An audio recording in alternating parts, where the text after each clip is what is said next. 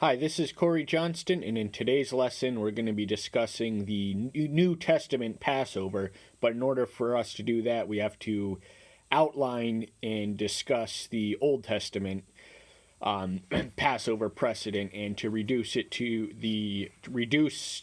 a slogan: the New Testament is the Old Testament concealed, the Old Testament is the New Testament revealed. And that is not to diminish or exalt the new at the expense of the old. It is only to say that either testament are best understood in tandem with their counterpart. So the Exodus story we find in Exodus 12, and the first range of verses we're going to read are 3 through 7, and it reads, "Speak to all the congregation of Israel, saying, on the 10th day of this month, each one of them is to take for them himself a lamb, according to the house of his father, a lamb for a household. And if the household is too small for the lamb, let him and his neighbor take next to his house, take it according to the number of the beings, according to each man's need, to make your count for the lamb. Let the lamb be a perfect one, a year-old male. Take it from the sheep of the goats, and you shall keep it until the 14th day of the same month. Then all the assembly of the congregation of Israel shall kill it between the evenings. And they shall take some of the blood and put it on the 2 doorposts and on that lintel of the houses where they eat it." So the first thing we want to establish is that this is Yahweh speaking to Moses, as we read in the opening verse of this chapter. And they are not just to offer any lamb, but they are specified with greater specificity to be perfect and year-old, and there are typological standards to be observed in any sacrifice. And this was a significant sacrifice. It was literally a life-or-death occasion for them. And the meaning of the lamb becomes transparent in the New Testament. So we're going to begin with John 1:29 and 36. "On the next day, John saw Yahshua coming towards him and said, 'See the Lamb of Yahweh, who takes away the sins of the world.' And looking at Yahshua walking, he said, 'See the Lamb of Yahweh.'" So John is conscious and aware of the ultimate role which the one he came to point to came to fulfill, and that was to provide a permanent expiation for the sins of any and all humble enough to submit to him in faith. And the victory is guaranteed for those who do. We read of greater details of the role and the fulfillment of the Lamb's role in the book of Revelation, which speaks of events yet to be fulfilled but are written in the New Testament, so therefore we include it in our lesson. And the first of which is Revelation 7:14, which reads, "And I said to him, 'Master, you know.' And he said to me, 'These are those coming out of the great distress, having washed their robes and made them white in the blood of the Lamb.'" Therein we read that the blood, the atoning blood, has, spiritually speaking, hygienic quality, which washes away and expunges the effects, the eternal effects of the sin from the sinner. And our victory is guaranteed inasmuch as we abide in him. And the next passage we're going to read is 12:11 from the same book, which reads, "And they overcame him because of the blood of the Lamb, and because of the word of their witness, and they did not love their lives to the death."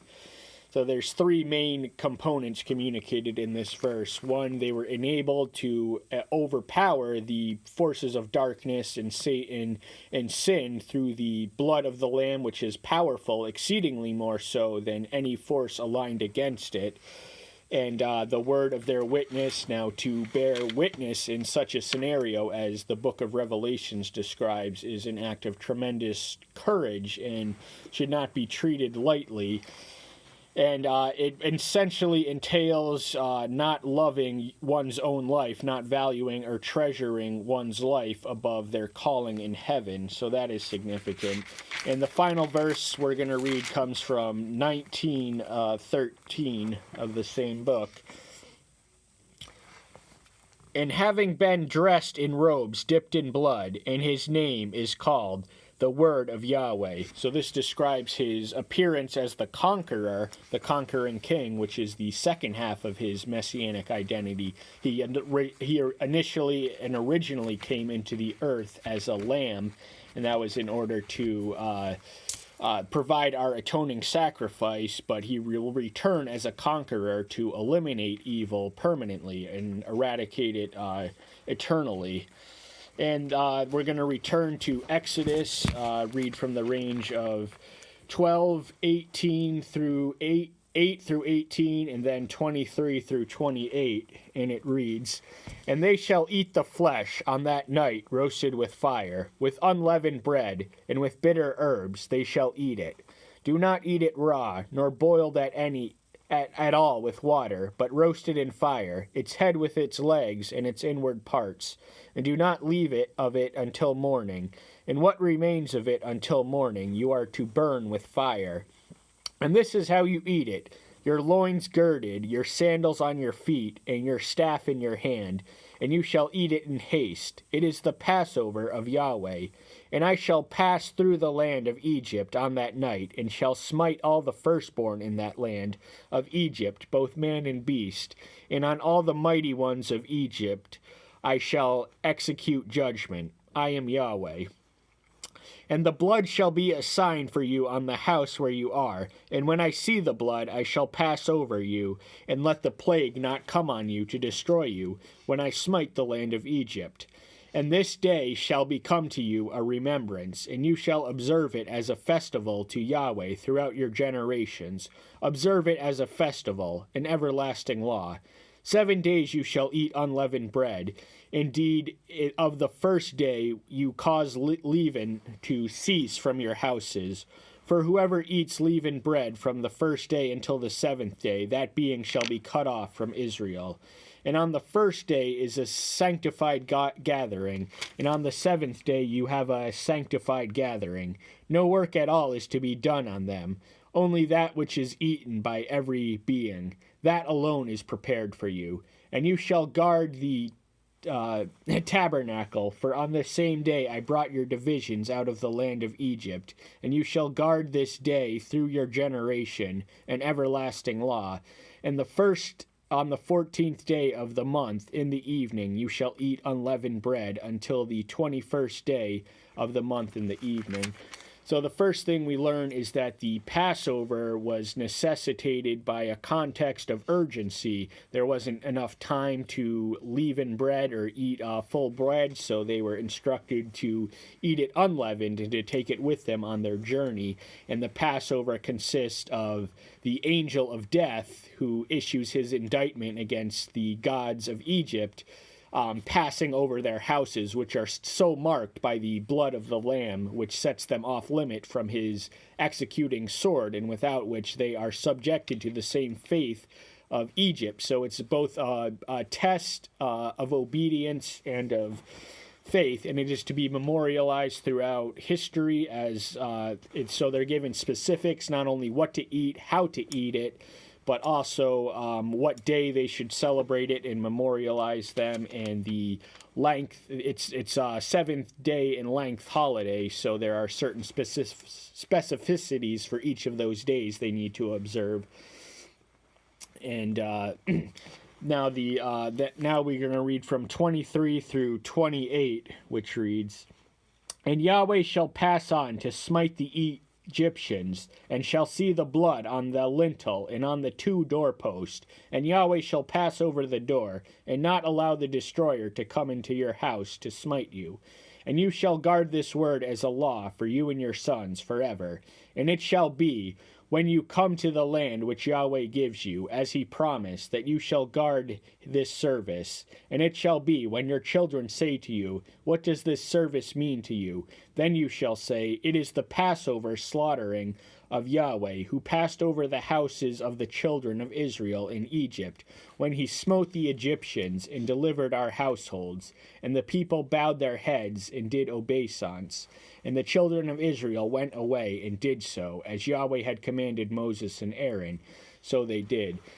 So we understand that the Passover consists of the angel passing over. The house is so marked with the lamb's blood, as we previously discussed. But we also learn that the observance of this ceremony is going to provoke questions amongst the younger generation, and he provides the elder generation with a stock answer to give them why they are celebrating it. It is historically rooted in something significant. It is their deliverance from Egypt, where they had spent 430 years in bondage, which is approximately the same duration of time from Abraham to until they were enslaved. It's ultimately a speculative matter because we don't know with historical precision when the Pharaoh emerged who did not know Joseph in Exodus 1:7.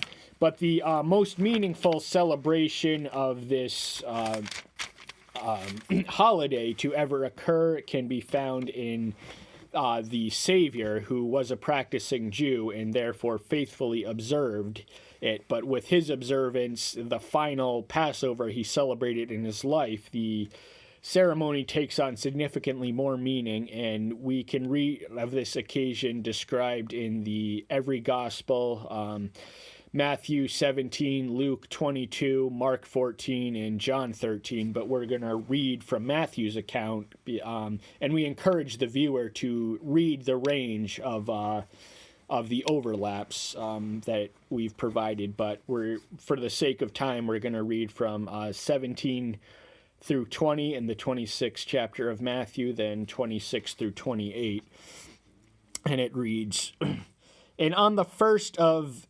the month, the disciples came to Yahshua, saying to him, 'Where do you want us to prepare you to eat the Passover?' And he said, 'Go into the city to a certain man, and say to him, the teacher says, my time is near. I am to observe the Passover at your house with my disciples.' And the disciples did as Yahshua had ordered them, and prepared the Passover. And when the evening came, he sat down with the 12. So that little detail is unique to Matthew's account, wherein the disciples are instructed to secure the location for the celebration, and they are to meet a man, and they are to ask him, and he will respond accordingly, and therefore their setting will be in place. And the next passage, which we're going to read, is reiterated, albeit in different language, in each synoptic account, 26 through 28. And as they were eating, Yahshua took the bread, and having blessed, broke and gave it to the disciples, and said, 'Take, eat, this is my body.'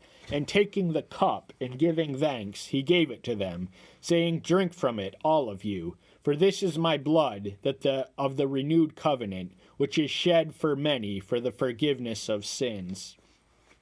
So the crucifixion was impending and upon him, so he took this occasion, which corresponds, the typology of the Passover, corresponds to the greater deliverance. The original Passover liberated Israel from a foreign oppressor. The new Passover, or what happened because of the way he celebrated his final Passover, is a greater deliverance from the eternal clutches of sin.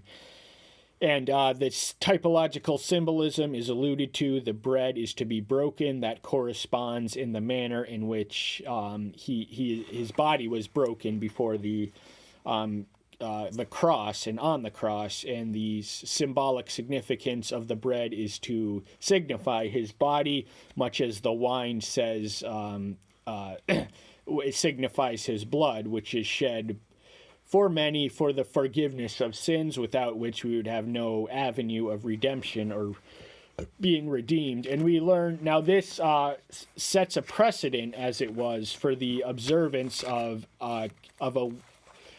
in most cases weekly, but often monthly observance of most Christian denominations. It's known by alternate names. It it's alternately known as the Eucharist, the Lord's Supper, Communion, and Sacrament.